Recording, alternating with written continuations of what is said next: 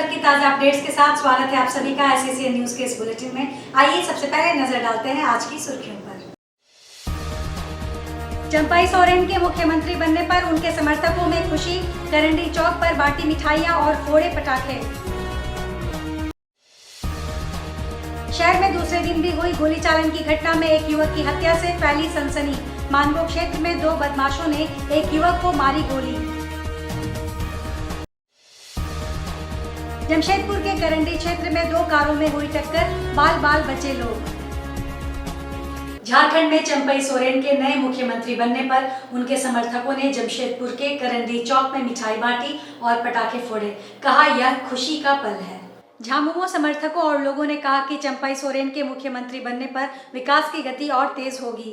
चंपाई सोरेन के राजनीतिक सफर की करंडी से शुरुआत हुई थी। आज हम लोग मिठाई बांटकर खुशी का इजहार कर रहे हैं। बहुत खुशी है कि आज करंडी क्षेत्र जिनका कार्य क्षेत्र रहा है, वो जन नेता, हमारे मजदूरों के मसीहा, किसान पुत्र जो खुद भी किसानी करते थे, आज वो झारखंड जैसे राज्य के मुख्यमंत्री बनने का गौरव हासिल किए हैं। हमारे इस क्षेत्र में बहुत खुशी है, खुशी का लहर है और हम एक सामाजिक लीडर होने के नाते हम आशा करते हैं कि चंपाई सोरेन जी के नेतृत्व में झारखंड की तकदीर और तस्वीर दोनों बदलेगी। जमशेदपुर के मानगो पोस्ट ऑफिस रोड में दिन दहाड़े अपराधियों ने एक बार फिर से गोलियां चलाकर दहशत फैला दी है। अपराधियों ने शहर में लगातार दूसरे दिन इस तरह की आपराधिक घटना को अंजाम दिया है, जिसमें एक युवक को गोली लगी है।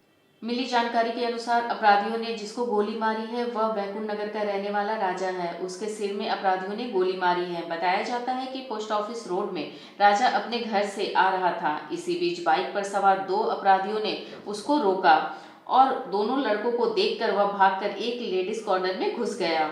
अपराधियों ने उसको लेडीज कॉर्नर में घुसकर ही गोली मार दी। गोली राजा के सिर में लगी है। बताया जाता है कि वहां से किसी तरह उसे TMH ले जाया गया, जहां इलाज के दौरान उसकी मौत हो गई। पुलिस घटनास्थल पर पहुंची और खोखा बरामद किया है। वहीं अपराधियों को पकड़ने के लिए छापेमारी की जा रही है। मानगो थाना अंतर्गत पोस्ट ऑफिस रोड में करीब आधा घंटा पहले एक गोली चलने की सूचना प्राप्त हुई थी, तो जब इसका सत्यापन किया गया तो यहीं के रोड नंबर 4 के रहने वाले राजा कुमार नामक व्यक्ति की सिर में गोली मारी गई है, जिसको अस्पताल TMH अस्पताल भेजा गया है। अभी इसको हम दिखवा रहे हैं, जिसका प्रारंभिक जांच में ये सामने आया कि 2 बाइक सवार लोगों द्वारा ये गोली मारने की घटना को अंजाम दिया गया। जमशेदपुर के करंडी क्षेत्र में 2 कारों में भिड़ंत हो गई, जिसमें कार में सवार सभी लोग बाल बाल बच गए। बताया जा रहा है कि एक कार की रफ्तार काफी तेज थी, जिस वजह से यह घटना घटी। वहीं दोनों कार की टक्कर से दोनों गाड़ियां क्षतिग्रस्त हो गई। सूचना मिलते ही परसोडी थाना की पुलिस मौके पर पहुंची और दोनों गाड़ियों को अपने साथ थाना ले गई। जमशेदपुर के जाने माने व्यवसायी सह समाज सेवी रहे स्वर्गीय आशीष डे के 71वें जन्मदिन को उनके परिवार ने मानव सेवा कर मनाया। उनकी पत्नी एवं परिवार ने प्रतीक संघर्ष फाउंडेशन के सहयोग से सुदूरवर्ती ग्रामीण इलाके में पहुंचकर मानव सेवा कर जयंती को मनाया। पोटका क्षेत्र के सुदूरवर्ती तेतला पंचायत क्षेत्र के ग्रामीणों के बीच पहुंचकर इनके द्वारा मानव सेवा के तहत 65 जरूरतमंद परिवारों के बीच 1 महीने का सूखा राशन प्रदान किया गया। साथ ही जरूरत पड़ने पर लोगों के प्राथमिक उपचार हेतु फर्स्ट एड किट का भी उपलब्ध करवाया गया। इन्होंने बताया कि आज के इस खास दिन को हर वर्ष मानव सेवा कर मनाया जाता है, जिससे कि स्वर्गीय आशीष डे को सच्ची श्रद्धांजलि अर्पित की जा सके। आज के लिए बहुत ही गर्व का दिन हम सभी के लिए, क्योंकि आज हम लोग पहुंचे हैं साक्षी श्रीलेदर्स के जाने माने व्यवसायी सह समाज सेवी रहे स्वर्गीय आशीष डे जी के जन्मदिन के 71वें जन्मदिन आज पूरा शहर मना रहा है। और इसी सिलसिला को जारी रखते हुए उनके धर्मपत्नी आदरणीय दोलन डे जी के दिशा निर्देश में, उनके सहयोग से प्रतिवर्ष शहर से लेकर जहां आज के दिन लोग घरों में रहकर पूजा अर्चना करता है, वहां नारी सशक्तिकरण का एक उदाहरण पेश करते हुए आदरणीय दोलन डे जी ने रुख किया सुदूरवर्ती गांव पोटका की ओर। और यही तेतलाडी पोड़ा तेतला पंचायत में आकर इतने सुदूरवर्ती, सही में इस जगह पहुंच पाना आम आदमी के लिए नामुमकिन है। वहां प्रतीक संघर्ष फाउंडेशन के सहयोग से साक्षी श्रीलेदर्स परिवार आज पहुंचा है इस सुदूरवर्ती गांव में और लगभग 1 महीने का सूखा राशन सामग्री के साथ इस जन्मदिन को समर्पित करना कहीं ना कहीं मानवता का एक मिसाल पेश हुआ है। जमशेदपुर के एग्रीको स्थित ट्रांसपोर्ट मैदान में पंजाब के परम संत बाबा परमजीत सिंह जी महाराज के आध्यात्मिक सत्संग का आयोजन होगा। आगामी 4 फरवरी को होने वाले इस सत्संग में सुबह 10 बजे से दोपहर 12 बजे तक श्रद्धालु राधा स्वामी तरन तारण के परम संत बाबा के आध्यात्मिक सत्संग में शामिल होंगे। जानकारी देते हुए आयोजन समिति के विक्रम शर्मा ने बताया कि इस दौरान कोल्हान के विभिन्न क्षेत्रों से काफी संख्या में लोग सत्संग में शामिल होंगे। सत्संगियों की बड़ी संख्या को देखते हुए उनके आवागमन के लिए जमशेदपुर सेंटर के द्वारा 30-35 क्षेत्रों से बसों की व्यवस्था की गई है, जो उन क्षेत्रों से श्रद्धालुओं को लेकर आएगी और सत्संग एवं लंगर के बाद उन्हें वापस छोड़ने के लिए जाएगी। सत्संग में 10 से 11,000 लोगों की उपस्थिति होने का अनुमान है। पिछले साल 8 से 9,000 लोगों की उपस्थिति हुई थी। सत्संग सुचारू रूप से हो सके इसके लिए विक्रम शर्मा जी के द्वारा कई बैठक की गई, जिसमें जमशेदपुर सेंटर के अध्यक्ष गुलशन आनंद, निर्मल सिंह, पंकज सिंह, अशोक सिंह और अन्य कमेटी मेंबर मौजूद थे। श्रद्धालुओं की भारी संख्या को देखते हुए 370 कार सेवकों सेवादार की नियुक्ति की गई है। आयोजन स्थल पर पानी, टॉयलेट, व्हीलचेयर, ई रिक्शा की व्यवस्था रहेगी ताकि बुजुर्गों और चलने में असमर्थ लोगों को कोई परेशानी ना हो। सत्संग में दिल्ली, हरियाणा, उत्तर प्रदेश, बिहार से कई श्रद्धालुगण जमशेदपुर पहुंच चुके हैं, जिसके रुकने की व्यवस्था जमशेदपुर सेंटर एवं कुछ होटलों में की गई है।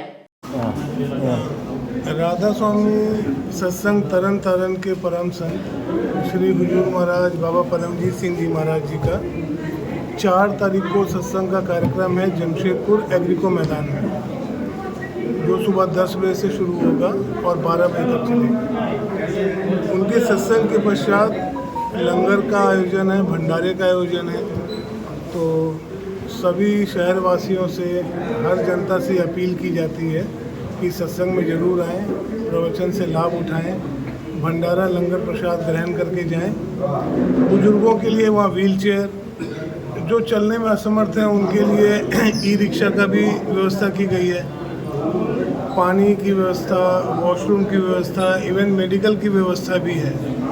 अगर किसी को कोई परेशानी होती है तो देखने के लिए 300-350 सेवादारों की नियुक्ति भी की गई है। अब आप सबसे यही निवेदन है कि आइए, गुरु जी का सत्संग सुनिए, उनका आशीर्वाद लीजिए, प्रवचन से फ़ायदा उठाइए और लंगर प्रसाद ग्रहण करके ही जाइए।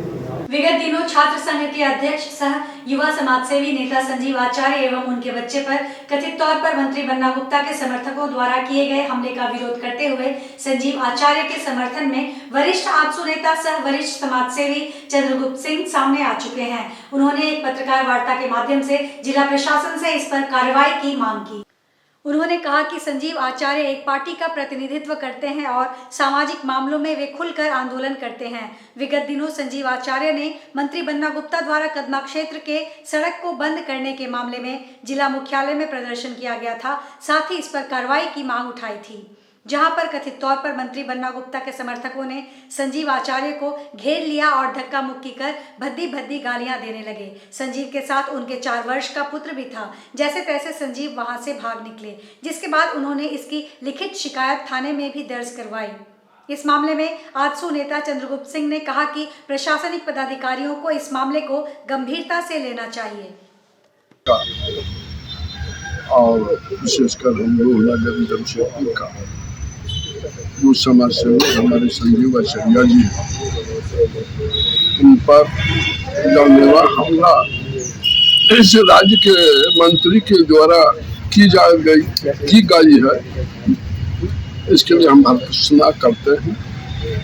आज सदन में हम माननीय डीसी एसपी एसपीओ महोदय से आग्रह करते हैं कि जो अत्याचार अन्याय उनके द्वारा हुई है, उनके आदमियों के द्वारा हुई है, सार्वजनिक स्थान को उनके द्वारा बंद की गई है, ये सारी बातें बिल्कुल गलत है।